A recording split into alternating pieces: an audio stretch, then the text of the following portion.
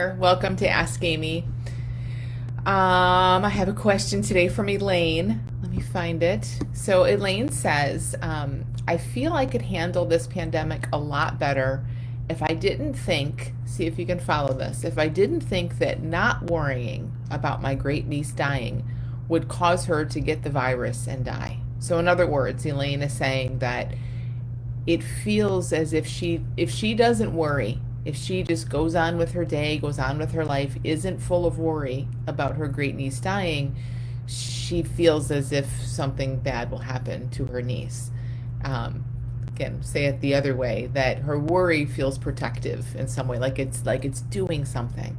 She says, "How can I not feel guilty and enjoy these days with something so serious that could happen?" What I love about questions like these, Elaine, is that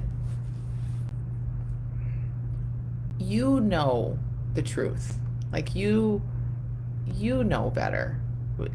This is why I absolutely love working with things like where cases like this, phobias and superstitions and things like this, where we know better. We just don't feel it in our bones, or our mind comes in and still kind of taunts us a little bit around it.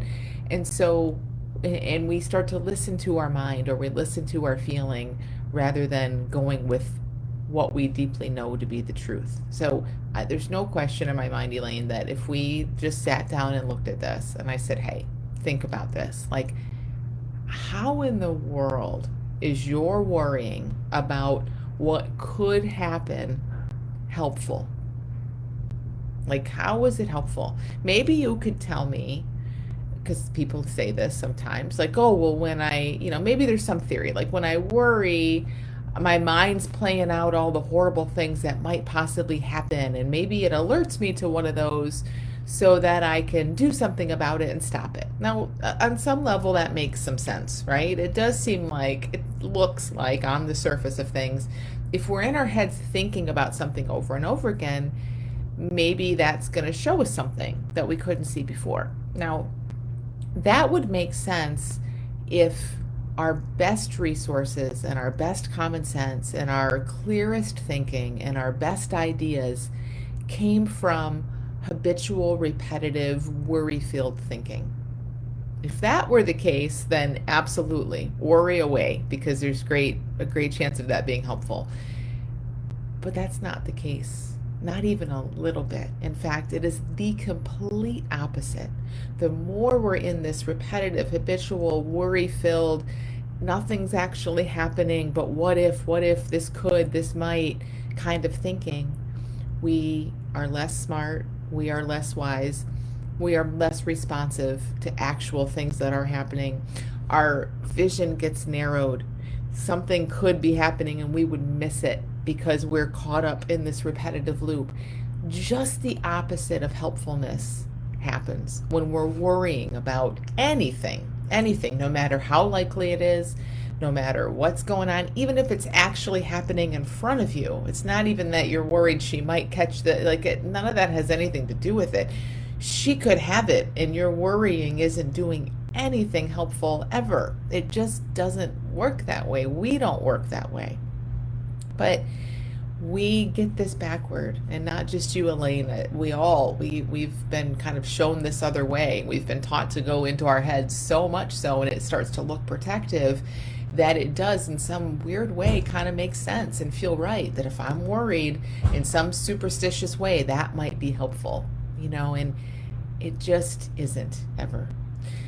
I want you to listen to my podcast from last week. It's episode 99. It's around, I forget what it's called, but it's around the evolutionary ways that we came to experience anxiety and worry today.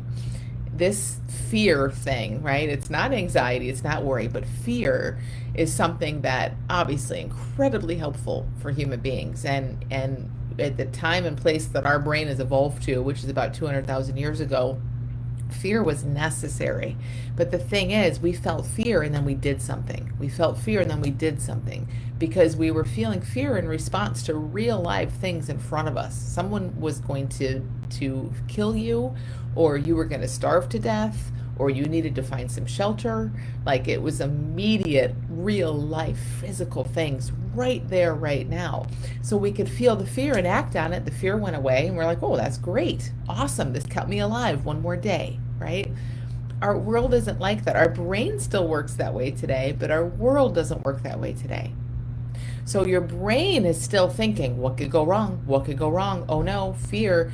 But there's no real problems by and large like there was 200,000 years ago. There's very little in our environment today actually requires an immediate action like it's right in front of you.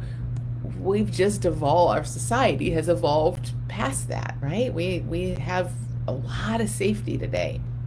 If a car is coming at you, about to hit you, you better hope that you'll feel fear, and you will, and it will wake you up, and you'll jump out of the way, and it will save your life. You wouldn't say, if a car was zooming at you, you wouldn't say, oh, I was really worried. It's not time for worry. It's fear. It's panic. It's fight or flight, and you act on it, and everything's great, right? You wouldn't say, I felt anxious. There's no time for anxiety. So if you look at it, worry and anxiety, which is predominantly what people live in today, those require a lot of time.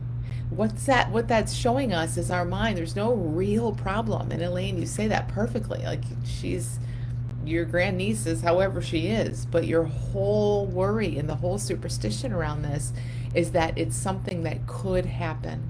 So you think if you don't worry about what could happen, you end up feeling guilty about that. And that could happen space. Our mind will be so sneaky around that. Your mind will tell you how horrible it would be, and what a cold person you are because you're not worried about it, and how likely it might be, and all kinds of details that really don't mean anything. They don't mean anything. That's just your mind trying to justify all of this fear, all of this worry and anxiety it's feeling. It doesn't matter what could happen. A billion things could happen. We could not have an Earth. We could not have a planet in some number of years. Like billions of horrible things could happen. It's not our responsibility to create those in our head and then worry in them.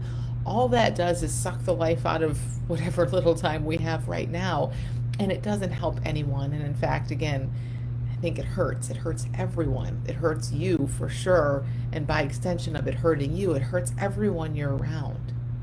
So I know how tight this feels, and all the guilt and all of that, but let the feeling of that, let the horrible guilty feeling in your imagination, all the feelings that brings up, let those feelings show you, whoa, you're in your head making stuff up, and there's nothing to do about it right now, which is always kind of our sign. Oh, okay, there's no problem right now. The problem, all that icky feeling is showing you the problem is thought created. It's in your mind, and it just looks really real. But I tell you, if you want to do well, like, just give yourself this challenge. If you want to do well by your great niece and by everyone in your life, see what it's like to not worry. See what it's like to feel all that worried thinking come up. Watch your mind go play out all those scenarios, but just see, oh, this is just what a mind does. It makes stuff up, and then it feels it as if it's real, but none of it's real. And see if you can not let yourself go there so much. I'm not putting it all on you, because we're not in charge of what we think and feel, but if you can have a bit of distance from all of this, you will start to feel so much better, and everyone around you in your life will benefit from that. So I hope this is helpful. Thank you, Elaine, for sending the question. I hope you're feeling better. I know the question's a few weeks old, and a lot has changed in the world, but I think it's important to speak to, and it's obviously not just about this context. It's if your mind is doing this now, it can and will do it anytime. So thanks so much again for sending your questions. Send your questions to AskAmy at thelittleschoolofbigchange.com, and I'll see you back here on Monday. Bye, everyone.